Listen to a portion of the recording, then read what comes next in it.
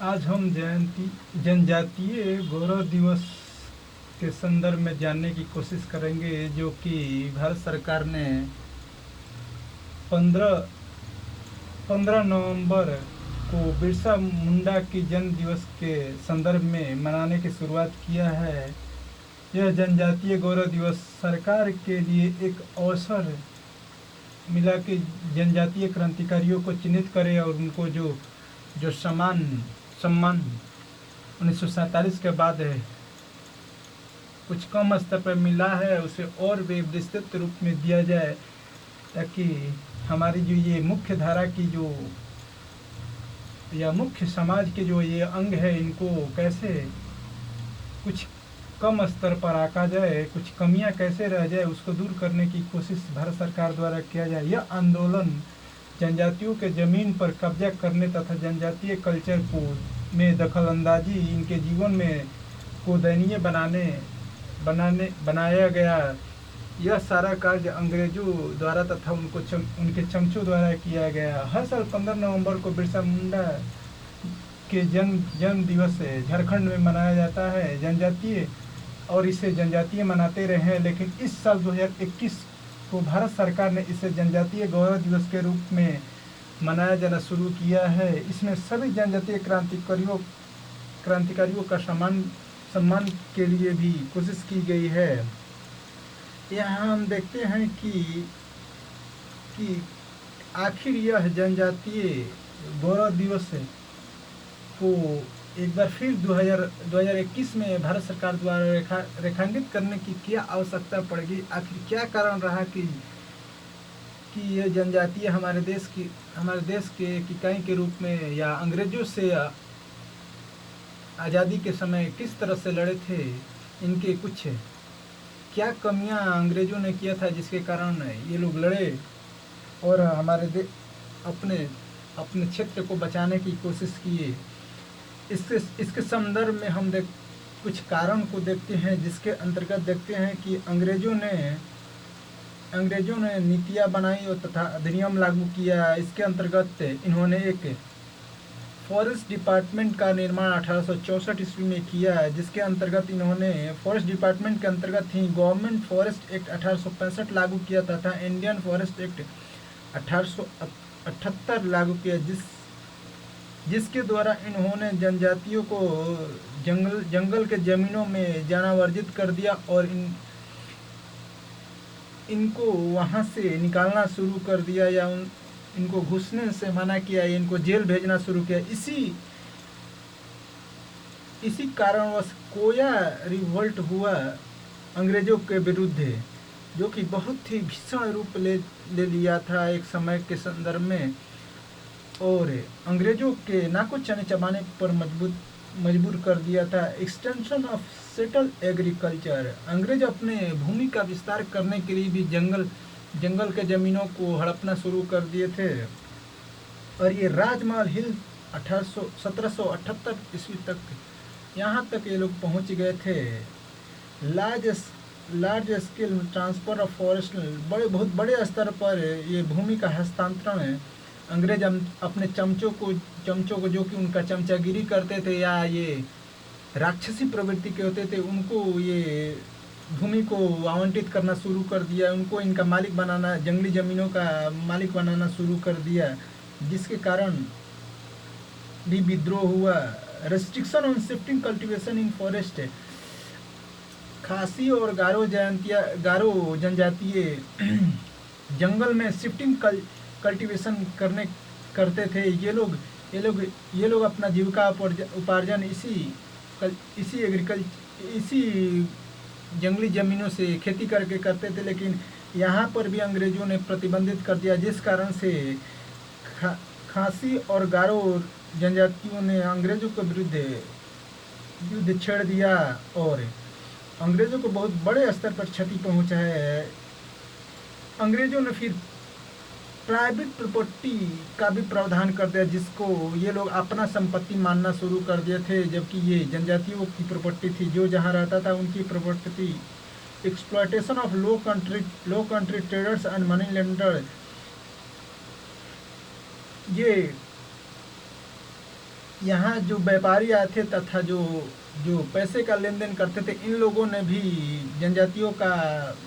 शोषण करना शुरू कर। 1 रुपया देते थे तो कई हजार रुपया उनसे वसूली करते थे झूठ बोलकर, क्योंकि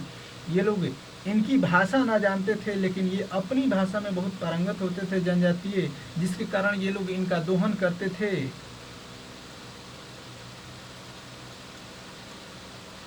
और इसमें संथाल जो जनजातीय थे, उन्होंने मनी लेंडर और व्यापारियों के विरुद्ध बहुत बड़ा आंदोलन छेड़ दिया था। और यहाँ पर एक बात और देखने को मिलती है कि जो क्रिश्चियन मिशनरियाँ थी वो जनजातीय क्षेत्र में इंटरफेरेंस करने लगी थी, और वो उनके जो कला संस्कृति थे उनमें हस्तक्षेप करके उनको नीच या कमतर आंकने की कोशिश करती थी। जनजातियों को ये लोग कुलीन या उनको ये लोग नस्लीय टिप्पणियाँ भी किया करते थे ये लोग, जिसके कारण एक ताना भगत आंदोलन हुआ और अंग्रेजों के छक्के छुड़ा दिए इस आंदोलन के माध्यम से, जिसका हमने बहुत पहले भी अपने जो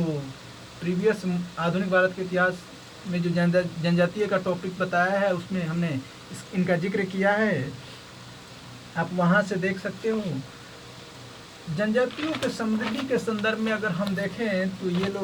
ये जनजातीय बहुत ही समृद्ध थे, क्योंकि इनसे हमें बहुत कुछ सीखने को, हमारे कला संस्कृति के बारे में सीखने को मिलती है। ये लोग नेचर के प्रेमी थे, अन्यों के मुकाबले, या अंग्रेज हो या ये इनके दलाल हो, इनके मुकाबले तो ये लोग नेचर के प्रेमी थे, क्योंकि ये लोग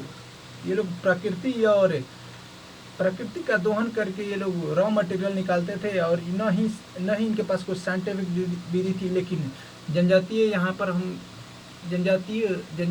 पर हमें देखने को मिलता है कि ये लोग केवल अपने ज़रूरत के सामानों की ही जंगलों से पूर्ति करते थे, न कि लालच के सामानों की पूर्ति करते थे। जनजातीय ही ऐसे थे जो कि हमारे कला संस्कृति, पर्यावरण तथा जंगल के इकोसिस्टम को बनाए रखते थे, तथा ये लोग पर्यावरणीय क्षति को भी रोकते, जो कि उस समय में पश्चिमी देशों में औद्योगिक क्रांति आ चुका था, और पर्यावरणीय परिवर्तन का एक ऐसा भूचाल आना शुरू हो गया था, जिस कारण से वहाँ पर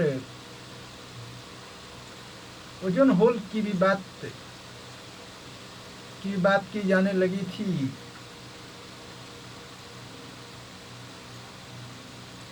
अंग्रेजों ने जो जनजातियों का भूमि लिया था, वहाँ पर बहुत सारा नेचुरल रिसोर्सेस को अपने रॉ मटेरियल के रूप में वहाँ से निकालना शुरू कर दिया था, तथा जंगलों से निकालना शुरू कर दिया था, तथा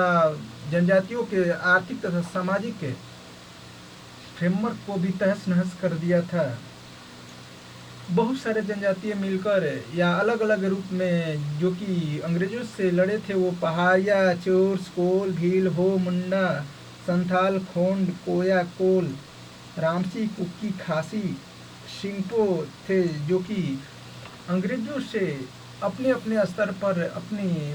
अपनी संस्कृति, कला या अपने जंगल जमीन को बचाने के लिए लड़े थे, जो कि अंग्रेज यहाँ पर आके क्षति करना शुरू कर दिए थे। ये लोग से अपना मानने लगे थे। यही जो सेक्रीफाइस है जनजातियों का, वो हमें इंस्पायर करती रही, जो कि हमसे पहले भी ये लोग जनजातीय अपने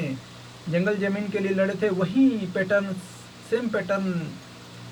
शहरी क्षेत्रों में या ग्रामीण क्षेत्रों में भी अंग्रेजों ने लागू किया, और जिसके कारण हमारे भूमि का दोहन किया। उसके बाद बहुत बड़े स्तर पर आंदोलन शुरू हुआ, लेकिन ये छोटे स्तर के आंदोलन को हम लोग बहुत लेट समझ पाए, जिसके कारण हमें आज़ादी भी बहुत लेट ही मिली, क्योंकि 2 साल तक अंग्रेजों ने राज किया।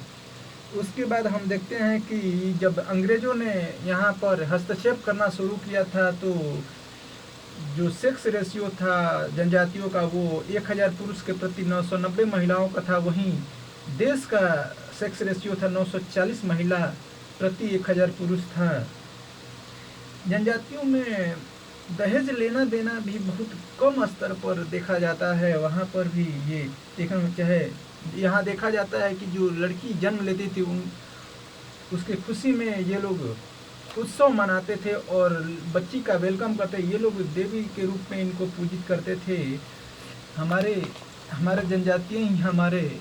रीढ़ हैं और इन्हीं इन्हीं सब को देखते हुए भारत सरकार ने जनजातीय गौरव दिवस के रूप में, जो कि पहले बिरसा मुंडा जी के जन्म दिवस के रूप में मनाए जाते थे। झारखंड के जनजातीय बिरसा मुंडा जी को अपना भगवान मानते हैं। अब यहाँ देखने वाली एक और बात है कि अभी तक शासन प्रशासन या कहे संसद या प्रधानमंत्री या मुख्यमंत्री या राष्ट्रपति के रूप में जनजातियों का जो बढ़ चढ़कर भूमिका लेने की बात आती है, तो अभी जनजातीय कई सारे मुख्यमंत्री भी बने हैं, मंत्री भी बने हैं, लेकिन अभी तक राष्ट्रपति के रूप में अभी तक नहीं देखने को मिले, वो भी महिला। लेकिन इस बार भारत सरकार ने द्रौपदी मुर्मू को राष्ट्रपति उम्मीदवार घोषित किया है। ये एक जनजातीय समुदाय से होती है। अगर ये इस बार के राष्ट्रपति चुनाव में जीत जाती हैं तो ये पहली जनजातीय महिला होंगी देश की जो कि राष्ट्रपति बनेंगी। और ये हमारे देश के लिए गौरव की बात होगी कि जिससे राम राज्य की कल्पना महात्मा गांधी ने की थी, या गरीबों से गरीब स्तर पर शासन प्रशासन और सभी के एक रूप या उच्च स्तर पर जाने की बात आती है, तो ये बहुत ही हमारे देश की उपलब्धि रहेगी कि एक जनजातीय समुदाय की महिला जो कि एक टीचर रही, वो राष्ट्रपति बने और हमारे देश के उज्जवल भविष्य में योगदान प्रदान करे।